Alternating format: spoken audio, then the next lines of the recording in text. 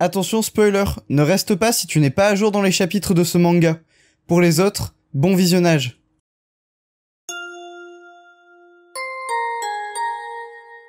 Bonjour à tous, c'est Sadiste et on se retrouve aujourd'hui pour la review du chapitre 334 de My Hero Academia. Ça commence à faire beaucoup de chapitres maintenant que j'y réfléchis. Quand on avait commencé les reviews, on était au chapitre 272,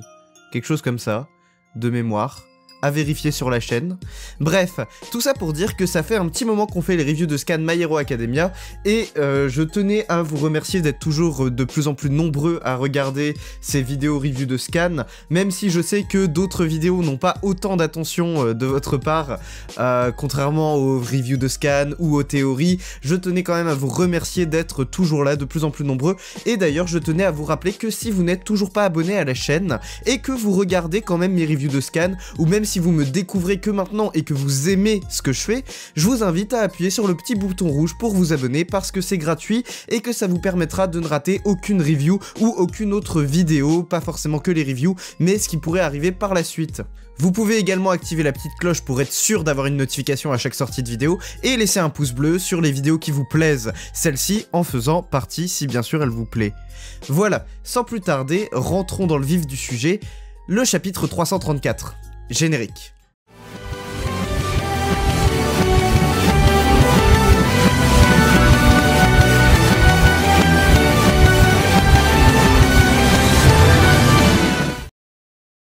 Le chapitre s'ouvre donc sur Shigaraki qui s'enfuit, qui essaye vraiment de s'échapper de cet endroit où il est en train de se faire tué par les avions, 2 tué par son propre alter du coup, puisque c'est l'absorption de l'alter de Star and Stripes, rappelons-le, donc New Order, qui est en train de créer un conflit interne dans All for One / Shigaraki, et qui donc est en train de le tuer à petit feu, lui reprenant ou du moins détruisant ses alters les uns après les autres, puisque le New Order n'est pas capable de cohabiter avec d'autres alters. Donc il essaye de s'échapper, et bien sûr les avions de chasse continuent de le poursuivre et de l'attaquer en même temps. On apprend notamment qu'à la fin du dernier chapitre, lorsque le Nomu s'était approché de Shigaraki, eh bien entre deux choses que nous n'avons pas vues du coup, il a volé l'alter pour avoir des ailes qui appartenaient au Nomu du coup, puis ensuite a fait exploser le Nomu avant de s'enfuir grâce à l'alter des ailes qu'il a réussi à attraper en dernière minute, et est en train du coup de se diriger vers on ne sait où pour essayer de refiler l'alter du New Order à quelqu'un, et du coup de ce fait pouvoir se sauver la peau. On voit d'ailleurs à l'intérieur, donc en fait une espèce de représentation de ce qui se passe à l'intérieur du corps de All for One / Shigaraki en termes d'alter. On voit notamment les restes de Star and Stripes dévorer petit à petit des morceaux d'All for One, ce qui est en fait ici une métaphore pour dire que l'alter du New Order est en train de détruire petit à petit chaque alter de All for One et donc de le tuer. On en revient d'ailleurs encore une fois à All Might, puisque All for One ici dit « Pourquoi faut-il toujours que je te trouve sur mon chemin ?» étant donné que Star and Stripes a été motivé à l'origine à devenir une héroïne à cause d'All Might, ou du moins grâce à All Might. Bref, il réussit à s'enfuir et on a un petit moment nostalgie de la part d'un des pilotes qui est en train d'être hyper triste par rapport à la mort de Star and Stripes. Il dit même qu'elle était la meilleure des super-héros. Nous arrivons dans une petite ville en bord de mer, donc on peut s'imaginer que c'est là où Shigaraki se dirige, et l'on retrouve un personnage, ou du moins 2 personnages, mais un seul d'entre eux nous est présenté. Il s'agit de Kashiko Kashi, qui a été condamné pour vol et meurtre, donc un échappé de Tartarus, qui au lieu d'aller semer la zizanie dans la ville,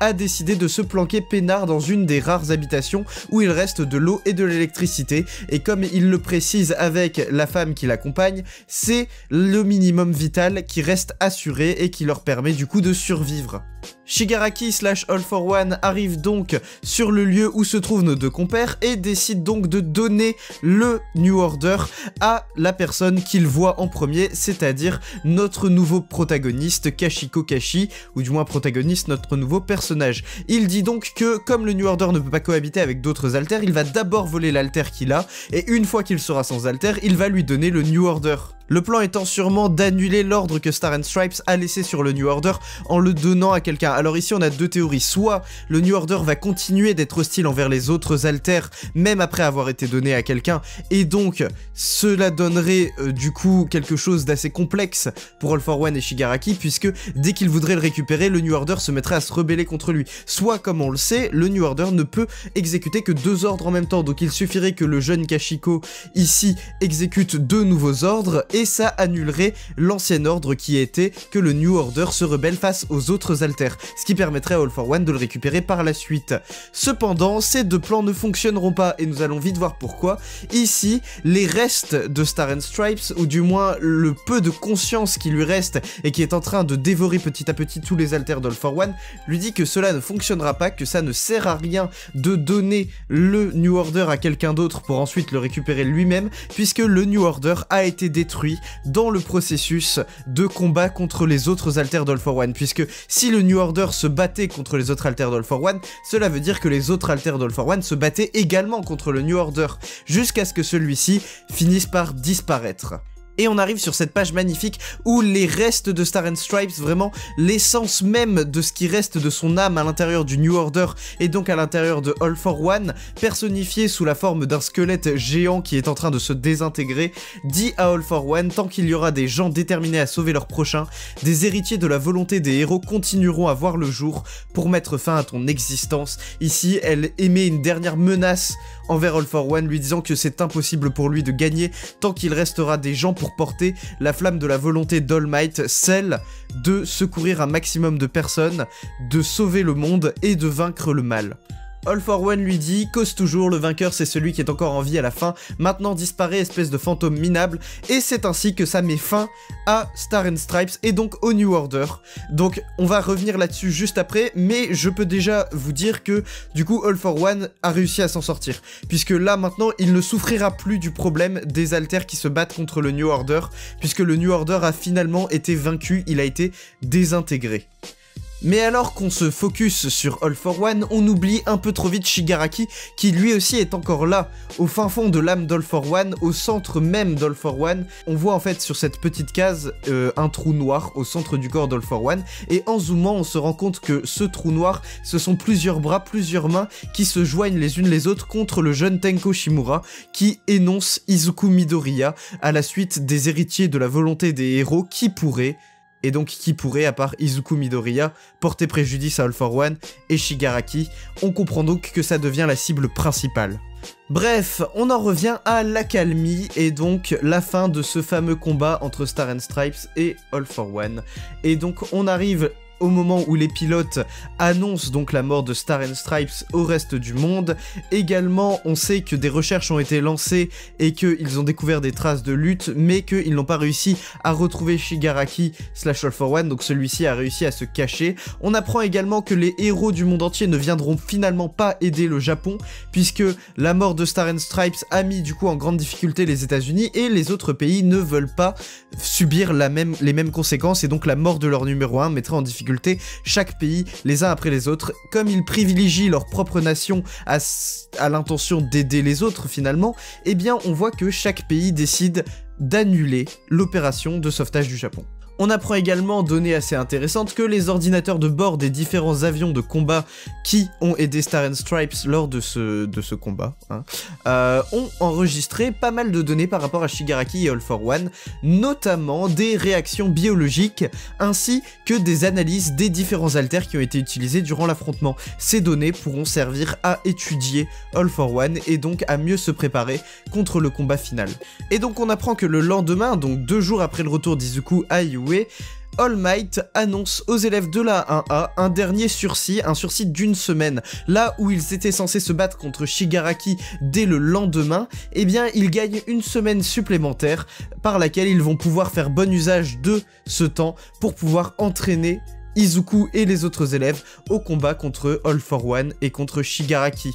Et on arrive donc sur cette dernière page où on voit notre trio habituel, Shoto, Izuku ainsi que Bakugo, regarder vers All Might et regarder vers le lecteur pour annoncer que ça va être du lourd dans les prochains chapitres, notamment l'entraînement qui va sûrement suivre dès les prochains chapitres. À mon avis, on va avoir droit à tout ce qui va être révélation, notamment sur le dernier alter d'Izuku dont on ne connaît pour l'instant aucune spécificité, que ce soit le nom ou bien la fonction. Nous n'avons rien d'autre que l'identité, même pas l'identité, nous n'avons rien d'autre que la tronche du second utilisateur et donc la personne qui possédait cet alter. Mais donc nous allons avoir probablement plus d'informations là-dessus. Notamment, on peut revenir également sur ce fameux dernier combat entre Star and Stripes et donc All for One. Comme on aurait pu l'imaginer, la mort définitive de Star and Stripes annonce aussi la fin du fonctionnement de son alter. Même si ici ça a été expliqué à travers le fait que l'alter a été détruit par les autres alters de All for One, on peut imaginer que de toute façon, avec Star and Stripes disparaissant définitivement, puisque depuis quelques chapitres elle était toujours là, même si elle était physiquement morte, elle était toujours là à travers l'alter qui lui était en train de survivre, donc sa conscience était en fait en train de survivre à travers le New Order dans All for One. Mais en disparaissant définitivement, on peut imaginer que l'alter du New Order ayant disparu également, l'ordre de combat des alters d'All for One et de l'alter du New Order s'est estompé, et donc on peut imaginer que All for One a réussi à s'en sortir avec, je pense quand même, des séquelles assez graves. Et on voit notamment, chose hyper intéressante dans ce chapitre, que Shigaraki subsiste, même si All for One domine de par sa volonté et sa conscience sur le corps de Shigaraki. On voit le jeune Tenko Shimura qui est emprisonné dans différentes mains, ici probablement une personnification de la prison d'All for One qui essaye d'empêcher Tomura donc de s'en sortir et donc de lui de s'exprimer à travers son propre corps, ici faisant écho toutes ses mains à notamment ce que Tomura Shigaraki était au début du manga et pendant une bonne partie du manga, quelqu'un de torturé et de confiné de par les mains des membres de sa famille qui étaient sur son visage et son corps tout entier, qui lui permettait de ne pas justement exprimer son plein potentiel, lui rappelant en permanence la tragédie de son enfance et n'acceptant pas toutes les choses qui lui sont arrivées finalement. Mais ça a pris fin dans la saison 5 et notamment face à Redestro. Et donc on retrouve ce jeune Tenko Shimura, hein, c'est aussi intéressant de voir que ça a été décidé d'utiliser Tenko Shimura comme personnification de Tomura Shigaraki. On voit bien que c'est sa version enfant ici, et donc on le voit éprouver une certaine haine envers Izuku Midoriya, qui reste le dernier bastion, la dernière grande menace pour All for One et Shigaraki.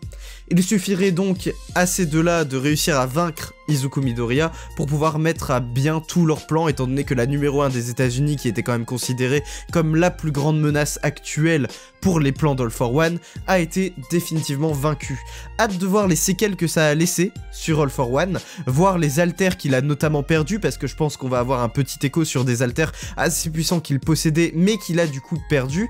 Et hâte de voir également le combat final qui est censé se dérouler dans une semaine pour nos héros, même si pour nous ce sera sûrement dans plusieurs semaines, après avoir vu les différents entraînements que nos héros vont faire. Et donc ce qui me turlupine dans tout ça, c'est que je me dis que la classe 1A n'est probablement pas capable de vaincre All for One. Il faut pas déconner, ils ont beau être une petite vingtaine, ils sont incapables en l'état en tant qu'élèves de vaincre All for One. Seul Izuku, je pense, en est capable. Shoto et Bakugo seront d'excellents supports, les autres élèves seront également des supports peut-être moins impactants que Shoto et Bakugo, mais toute la classe réunie, ça ne suffira pas à battre All for One. Et si c'est vraiment comme ça qu'All for One est vaincu, honnêtement, dans l'état, je pense que c'est impossible. Il leur faudrait beaucoup plus d'années d'entraînement que ça. Je rappelle qu'ils ne sont qu'en première, et pour Izuku, ça ne fait que 1 an et quelques mois qu'il possède son alter. Faut pas l'oublier. Même si en 1 an et quelques mois, il l'a développé à un niveau stratosphérique, il n'a même pas encore atteint les 100% de puissance du One for All. Donc, à voir ce que ça va donner. Bref, abonnez-vous, laissez un pouce bleu, activez la cloche, suivez-moi sur tous mes réseaux sociaux, Discord, Instagram, Twitter, tous les liens sont en description. C'était Sadist, et je vous dis à la prochaine pour une prochaine vidéo. Salut!